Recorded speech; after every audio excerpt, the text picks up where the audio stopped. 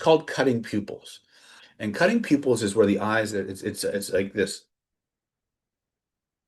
The upper lid cuts across most of the iris and pupil. And when you see this in people, you're looking at somebody who's living in a different world with different rules, and your world doesn't matter to them. You'll see this a lot of times in serial killers. Psychopathy, there are 9 signs of psychopathy. One is a sadistic nature, right? They motivate through fear rather than respect. They intend to destroy rather than correct. They are glib and constantly turn on superficial charm.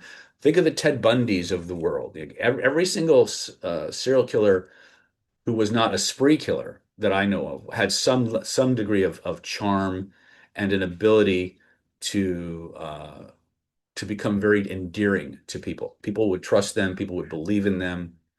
And so this is a natural personality trait that they tend to exhibit. They often have grandiose. This is again, you will see grandiose narcissism in psychopaths. They believe that the world centers around them. The rules don't apply to anybody.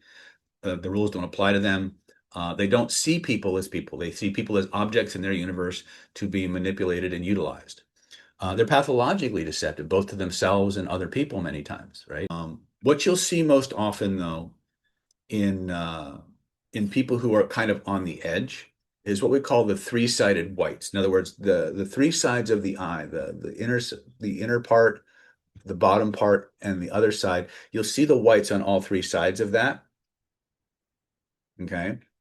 Those are people who are going through some kind of adrenal fatigue, which means they're almost always in some form of altered state. Sociopaths are unable to fully understand the emotions of others and are highly adept at mimicking them. And this is what screws us up.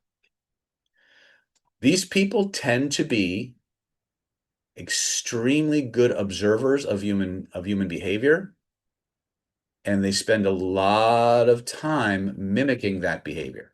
They may not feel it, but they can pretend it. What we need to understand is that every single one of these character types is looking for somebody who has emotional baggage. They're looking for somebody who has needs that are not being met. Okay? They're looking, I like call it people with holes in their souls, right? Because when we have these empty spaces inside of us, we go desperately looking for somebody to fill them. So this list is far from exhaustive, but this is something that'll give you a bit of an idea as to what these people are actually kind of looking for, what kind of things, if they're part of your lifestyle, might actually put you on the hit list, right? And remember, these are vulnerabilities. And in our world, vulnerability equals suggestibility. The pre-engagement stage, if you're going to have a meeting with somebody, like a business meeting or a date or a negotiation, you really owe it to yourself to do as much research on that person as you can to create a profile of them so that you can war game out in your own mind and your heart how they're likely to respond, what tactics they're likely to use with you, right? If you want to defeat the predator, just paying attention? If you want to defeat the predator, you must understand the predator and you must learn their tools. Nobody likes to hear that. You must learn their tools and you must use the tools against the bad guys. Because that is the secret. Because if the way you've been fighting has worked up to this point, you probably wouldn't be on the webinar. Now, I'm not saying you need to become a bad person. Quite the opposite. You need to be someone who can deal at the same level of technique as what's being thrown at you.